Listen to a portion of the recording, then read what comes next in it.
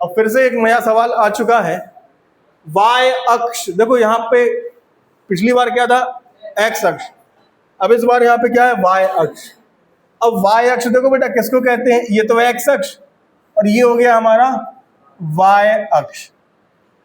पता है आपको ये जो वाई अक्ष में निर्देशांक है क्या होता है, यहाँ का 0,1 और यहाँ का 0,2 और यहाँ पे 0,3 और यहाँ पे 0,-1, यहाँ पे 0,-2, यहाँ पे 0,-3। आप सभी निर्देशांकों को ध्यान से देखो तो y अक्ष में जितने भी निर्देशांक हैं उसमें जो लेफ्ट साइड के जो नंबर हैं वो क्या दिख रहे हैं, क्या दिख रहे हैं, क्या दिख रहे हैं। तो कहने का मतलब ये है कि y अक्ष में बेटा हम कोई भी निर्देशांक लें उसमें जो लेफ्ट साइड का अंक है, यानी कि लेफ्ट साइड को अपन क्या बोलते हैं, भुज, यहाँ पे हमेशा क्या रहता है, 0, और जो राइट साइड का अंक जिसको अपन क्या बोलते हैं, कोटि, यहाँ पे कोई ना कोई अंक जरूर होता है कि नहीं होता है, अपन उसको मान लेते हैं y। इतनी बात आपको समझ में आई। तो वही बात यहाँ पे लिखी हुई है, y अक्ष पर वह बिंदु ज्ञात कीजिए। तो अपन लोग मान लेते हैं कि ये जो y अक्ष है, y अक्ष में इस बिंदु का नाम रख देते हैं क्या, P, ठीक है। तो y अक्ष पर यह बिंदु किस प्रकार का होगा बेटा, 0, भाई हमको तो मालूम है ये जो लेफ्ट साइड का अंक क्या होगा, 0, और राइट साइड का कोई ना कोई अंक तो होगा, उसका नाम मैंने मान लिया क्या होगा, y। तो ये है 0,y। फिर आगे क्या लिखा है, जो बिंदुओं A और B से समदूरस्थ है। बेटा एक तरफ मैंने ले लिया A और एक तरफ मैंने क्या ले लिया, B। A के निर्देशांक बताइए 6, 5, A के निर्देशांक हैं 6, 5 और B के निर्देशांक क्या है, -4,3। तो ये जो बिंदु अपन ज्ञात करने वाले हैं, जो बिंदु का अपन पता लगाने वाले हैं, ये बिंदु A और B से क्या है, समदूरस्थ है। तो A से और B से क्या है, समदूरस्थ है। और समदूरस्थ का मतलब क्या होता है, समान दूरी। क्या होता है, समान दूरी। अब ये जो बिंदु है A और B से समदूरस्थ है, मतलब जितनी दूरी AP की होगी ठीक उतनी ही बराबर दूरी किसकी होगी, BP की होगी। ठीक उतनी ही बराबर दूरी किसकी होगी, BP की होगी।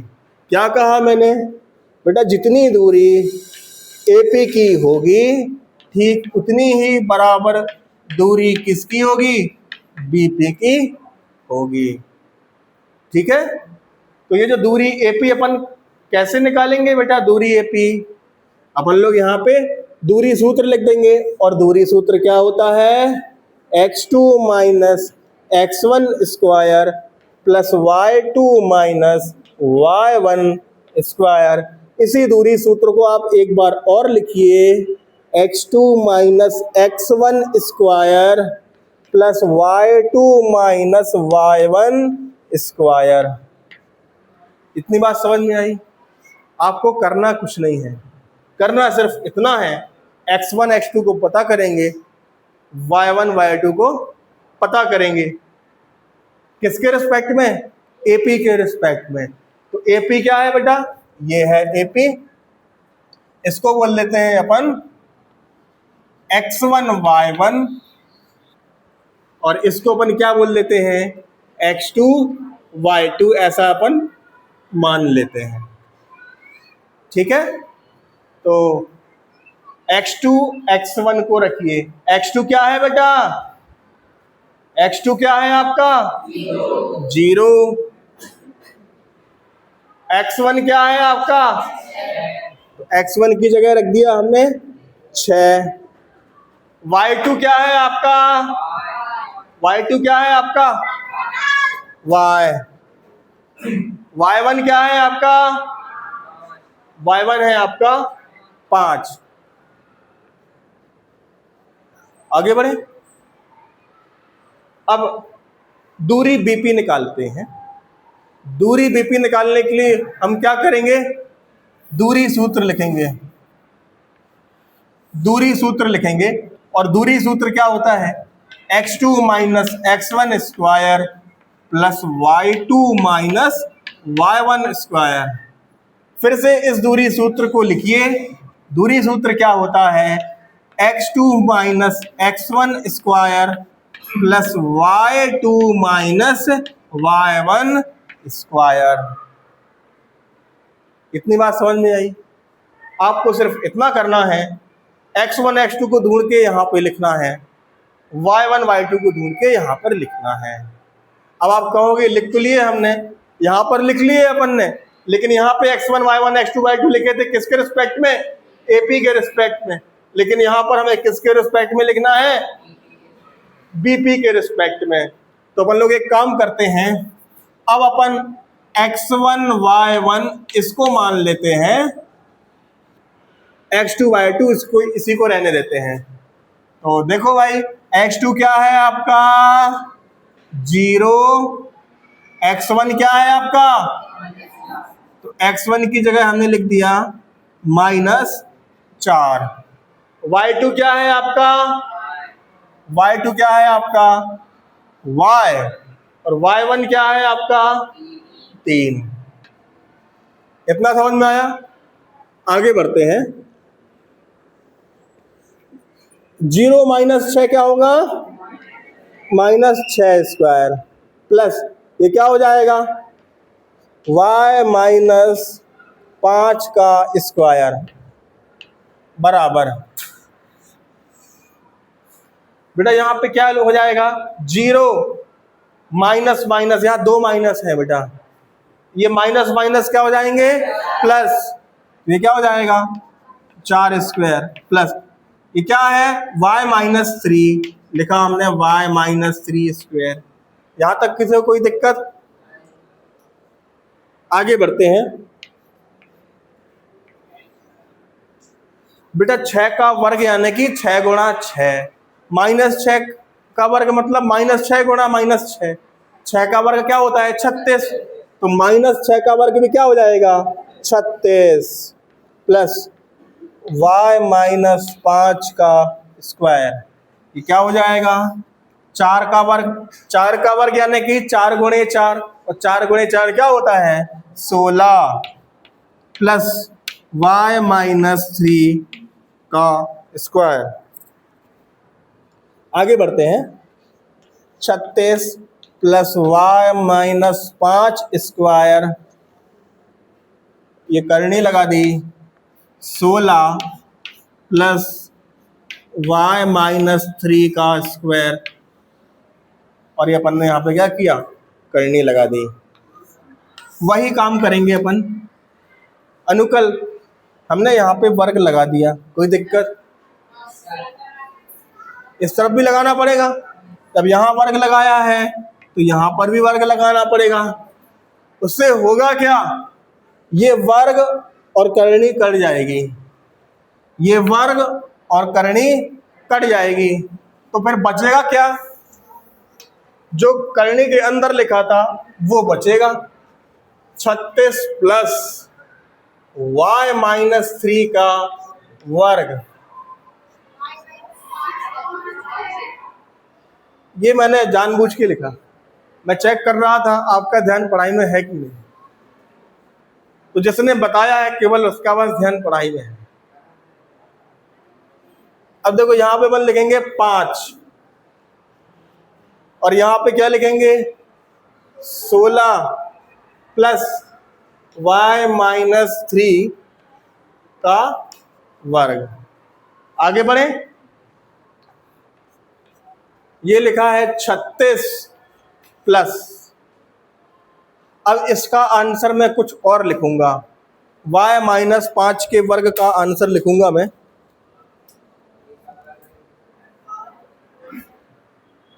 देखो आपने एक सर्व समीकरण सुनी होगी, a माइनस बी का वर्ग क्या होता है, a का वर्ग प्लस b का वर्ग माइनस 2 के साथ a और उसके बाजू में b। ठीक है, तो वहां पे क्या लिखा है, y माइनस 5, तो a की जगह है y, b की जगह है 5, तो कैसे लिखेंगे, y का वर्ग प्लस 5 का वर्ग, अब 2 के साथ a यानी कि y और बाजू में b यानी कि 5। इतना समझ में आया, तो इसको अपन यहां पे लिखते हैं a square plus b square minus 2ab। ठीक है, अब ये 16 हमने लिखा प्लस y माइनस 3 का वर्ग, इसका आंसर मैं कुछ और लिखूंगा, चलो देखते हैं। यही सर्व समीकरण लगेगी, a माइनस बी का वर्ग बराबर a का वर्ग प्लस b का वर्ग माइनस 2ab। तो यहां पर a की जगह y, b की जगह 3, a की जगह y, b की जगह 3, a का वर्ग यानी कि y का वर्ग, b का वर्ग यानी कि 3 का वर्ग, 2 के साथ a यानी कि y और बाजू में b यानी कि 3। तो इसको अपन वहां लिखेंगे a का वर्ग प्लस b का वर्ग माइनस 2ab। समझ में आ गया आकाश? आकाश, बीच में क्या है बेटा, बराबर, बराबर के इस तरफ और उस तरफ जो एक साथ दिखे उसको क्या कर देना, काट देना। तो बराबर के इस तरफ ये वाई स्क्वायर और वाई स्क्वायर एक जैसा दिख रहा है, उड़ा दिया अपन ने। आगे बढ़िए, ये क्या लिखा है बेटा, 36, 5 का वर्ग क्या हो जाएगा, माइनस ये क्या हो जाएगा, 2 पंचे, और यहां क्या बचा 16 प्लस 3 का वर्ग 9 माइनस 2 तिया 6y। फिर से लिख लो इसको, 36 प्लस 25 माइनस 10y। अब आप बोल रहे हो कि सर आपने 36 प्लस 25 क्यों नहीं जोड़ा, अभी बताता हूं 36 प्लस 25 क्यों नहीं जोड़ा, बताता हूं अभी। बेटा 16 और 9 क्या हो जाते हैं, 16 और 9 25 माइनस 6y। अब बराबर के इस तरफ और बराबर के इस तरफ कोई एक जैसा नंबर दिख रहा है, क्या दिख रहा है, तो उड़ा दो इसको, इसीलिए मैंने दोनों को जोड़ा नहीं था। समझ में आया ना? तो 36 क्या बचा, 36 माइनस 10y बराबर यहां क्या बचा, माइनस 6y। आगे बढ़िए, आगे बढ़िए, 36 माइनस 10y माइनस 6y। अब देखो हमें आंसर में क्या लाना है बेटा, वह बिंदु ज्ञात करना है y अक्ष पर। y अक्ष पर y बिंदु पर ने मान लिया है क्या, 0, y माना है, 0, y माना है। 0 तो ठीक है, हमको यहाँ पे क्या करना, y का मान निकालना है, मतलब y को अकेला करना है और y के साथ में माइनस का चिन्ह नहीं होना चाहिए। यदि मैं माइनस 6y को इधर लाता हूं तो ये क्या हो जाएगा, प्लस 6y हो जाएगा। तो minus 10y plus 6y answer क्या देगा, माइनस 4y, जबकि आंसर क्या होना चाहिए, प्लस में होना चाहिए ना। इसीलिए हम इस 6y को इधर नहीं लाएंगे, बल्कि हम क्या करेंगे, इसको हम यहां पर ले जाएंगे। बात समझ में आई? माइनस 10y को इधर ले गए तो क्या हो जाएगा, प्लस 10y हो गया, और ये जो 10y है यहां से हट जाएगा। इतनी बात समझ में आई? बेटा यहां क्या बचा, 36 और 10y में से 6y जाएगा तो कितने बचेंगे, 4y बचेंगे। तो 36 बराबर 10 में से 6 गया तो क्या बचेगा 4y। अब हमें y को अकेला करना है। y को अकेला करने के लिए क्या करें, 4 को हमने नीचे भेज दिया तो 4 यहां से हट गया भाई, हट गया 4। तो y बराबर क्या आ चुका है, y बराबर 36/4। 4 का बाहर आता है, कैंसिल करो, कैंसिल करो, 4 एकम 4, 4 नाम 36। तो y बराबर क्या आ गया 9। भाई कैंसिल हो गया ना, 4 एकम 4, 4 नाम 36, तो y बराबर क्या हो गया नाम यानी कि 9। तो y का मान अपन को निकालना था, तो लास्ट में अपन क्या लिखेंगे, अतः वह बिंदु जिसको अपन ने क्या माना था 0, y, कितना आ गया वो बिंदु 0,9। किसी को कोई दिक्कत इस प्रश्न में? क्या मैं सवाल को फिर से बताऊं? आप इसको बिना देखे कर सकते हो? करके बताओ।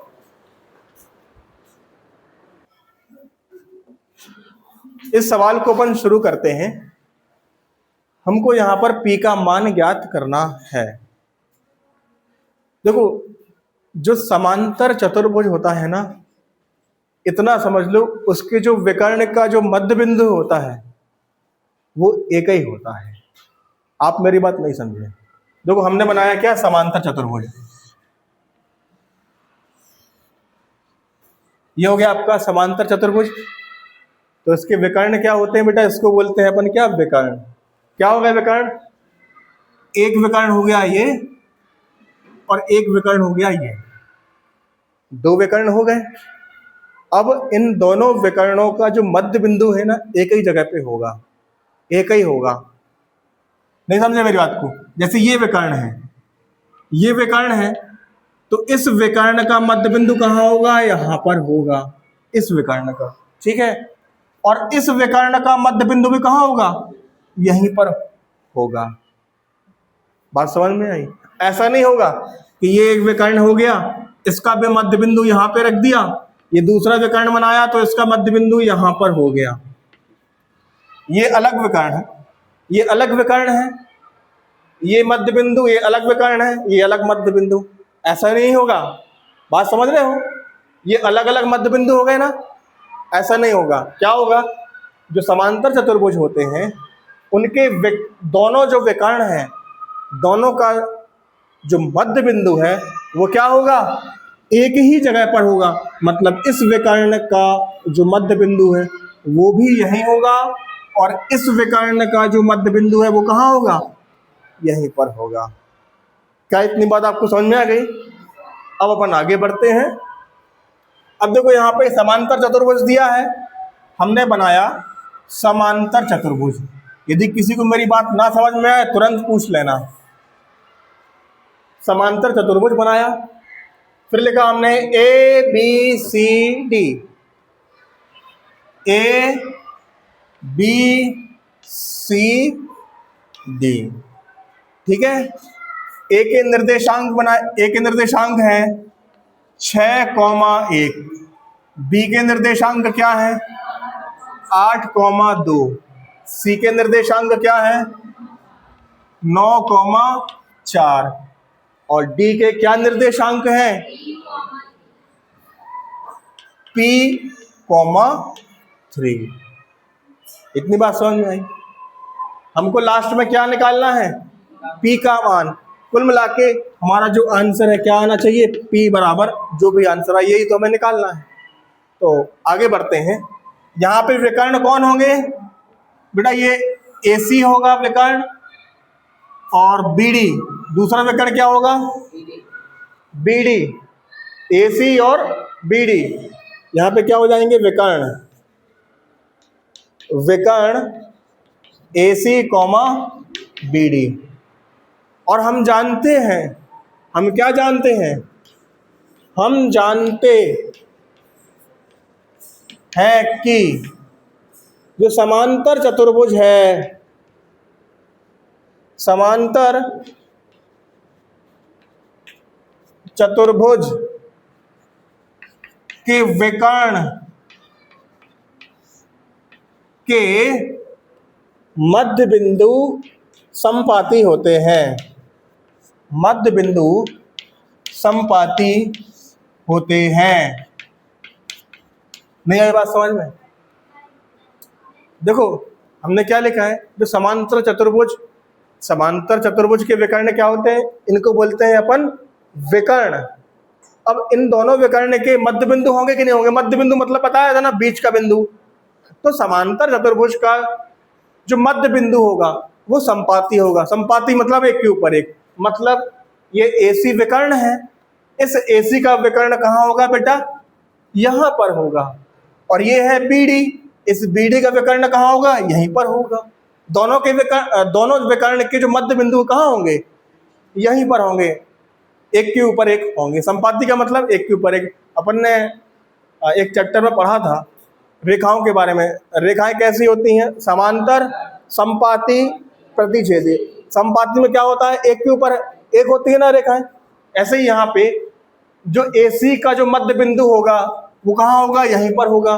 और BD का जो मध्य बिंदु है वो कहाँ होगा? इसी के ऊपर होगा।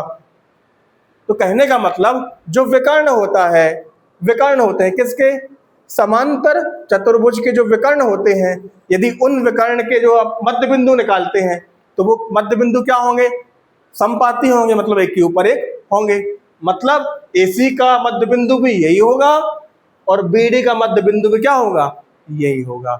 इतनी बात आपको समझ में आई? तो मेरे कहने का मतलब ये है कि जो मध्य बिंदु AC का होगा, मध्य बिंदु किसका होगा? जो मध्य बिंदु AC का होगा वही बराबर में वही मध्य बिंदु किसका होगा? BD का होगा। वही मध्य बिंदु किसका होगा? BD का होगा। आगे बढ़े। अब ये मध्य बिंदु अपन कैसे निकालते थे? याद करो, मध्य बिंदु का सूत्र क्या हुआ करता था? क्या होता था मध्य बिंदु का सूत्र? ये ब्रैकेट x1 प्लस x2 बटे 2 y1 प्लस y2 बटे 2। भूल गए? फिर से इसी मध्य बिंदु को आप एक बार और लिखिए, x1 प्लस x2 बटे 2 y1 प्लस y2 बटे 2। अब उनको करना क्या है? x1 x2 पता करके यहाँ लिखना है, y1 y2 पता करके यहाँ लिखना है। तो अपन पता करते हैं, किसका पता करना है? मध्य बिंदु। तो AC कहाँ है बेटा? AC है ये है आपका AC। तो इसको मान लेते हैं हम क्या? x1 y1 और इसको क्या मान लेते हैं? x2 y2। तो x1 क्या है आपका? 6, x2 क्या है आपका? 9, y1 क्या है आपका? 1, y2 क्या है आपका? 4 है ना? इतना समझ में आया? तो ये निकाला अपन ने AC का मध्य बिंदु। अब हम किसका मध्य बिंदु निकालेंगे? BD का।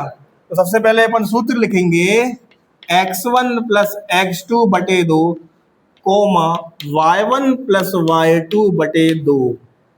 फिर से इसी लाइन को लिखते हैं, x1 प्लस x2 बटे 2 y1 प्लस y2 बटे 2। बस आप x1 x2 को पता करके यहाँ लिखो, y1 y2 को पता करके यहाँ पे लिखो।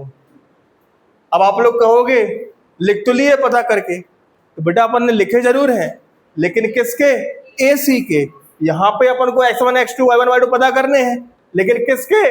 BD के। तो BD कौन सी लाइन है बेटा? BD लाइन है ये आपकी कौन सी लाइन हो गई? BD लाइन हो गई। अब इसके मध्य बिंदु निकालना है। अब x1 y1 अपन मान लेते हैं इसको, और इसको मान लेते हैं क्या? x2 y2। अब इसको आप छोड़ दो, ठीक है। अब अपन को लिखना है x1 y1 x2 y2। अब बताओ मुझे x1 क्या है? 8, x2 क्या है आपका, x2 है आपका p, y1 क्या है 2, y2 क्या है 3। यहां तक किसी को समझ में नहीं आया हो तो पूछ लो। आगे बढ़े। देखो अपन ने कुछ नहीं किया है, दोनों के मध्य बिंदु एक ही जगह होंगे, होंगे ना, एक ही जगह होंगे, मतलब दोनों के बिंदु क्या होंगे, बराबर होंगे, होंगे। तो आगे बढ़ते हैं।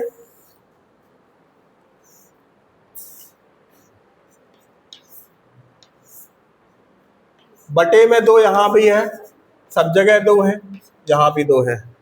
बेटा 9 और 6 कितने होते हैं, 9 और 6 15, 4 और 1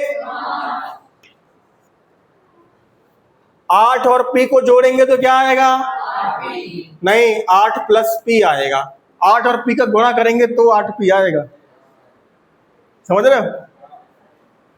तो 3 और 2 को जोड़ेंगे तो क्या आएगा, 5 आएगा। यहां तक किसी को कोई दिक्कत। आगे बढ़े। अब देखो, अब दोनों के बाएं बाएं देखो और दाएं दाएं देखो, ध्यान से देखो। दोनों के जो दाएं में लिखा है वो बराबर है कि नहीं है, है। अब दोनों के जो बाएं तरफ लिखा है 15/2 और यहाँ पे क्या लिखा है बेटा 8 प्लस p/2, दोनों को अपन ने कर लिया बराबर। ठीक है। देखो यहाँ के दोनों क्या है, बराबर हैं। जब ये दोनों बराबर, बीच में क्या लगा है बराबर, तो इस बराबर का मतलब क्या हुआ कि दोनों की जो भुज हैं वो आपस में बराबर होंगे और जो दोनों की कोटियां हैं वो क्या होंगी, बराबर होंगी। भुज कोटि नहीं समझे बेटा, ये जो इस तरफ होता है उसको क्या बोलते हैं, भुज, और इसको क्या बोलते हैं, कोटि। भुज कोटि। तो यहाँ पे क्या लगा है, बराबर। तो बराबर का मतलब दोनों की कोटि कोटि बराबर होंगी। देखो दोनों की कोटि कोटि बराबर दिख रही है क्योंकि बीच में लगा है बराबर। अब चूंकि बीच में लगा है बराबर तो दोनों के ये जो भुज और भुज हैं ये दोनों भी क्या होंगे, बराबर होंगे। तो हमने यहाँ पे 15/2 लिखा, 8 प्लस p/2 लगा और दोनों के भुज को हमने क्या कर दिया, बराबर कर दिया। आगे बढ़ते हैं। 15/2 बराबर 8 प्लस p/2। बेटा ये जो 2 दिख रहा है इस 2 को हम यहाँ पे ले जाएं, ले गए तो 2 यहां से क्या हो गया, गायब हो गया। अब ऊपर और नीचे 2 एक जैसे दिख रहे हैं, 2 को हमने कर दिया कैंसिल। तो यहाँ क्या बचा 15, यहाँ क्या बचा 8 प्लस p। फिर से देखो यहाँ पे क्या बचा 15, यहाँ क्या बचा 8 प्लस p। उन्नति क्लियर है। अब 8 को अपन यहाँ ले जाएंगे, तो 8 को अपन यहाँ पे ले गए तो 8 यहाँ से हट जाएगा, हट जाएगा। तो बराबर में p बराबर क्या आ जाएगा, 15 में से 8 घटाओ, कितना आएगा 7। 15 में से 8 घटाया तो यहाँ पे आंसर में क्या आ गया, तो क्या लिखा है, p का मान ज्ञात कीजिए। तो p बराबर क्या आ चुका है। क्या ये प्रश्न आपको समझ में आ गया। आप इसको बिना देखे कर सकते हो, करके दिखाओ।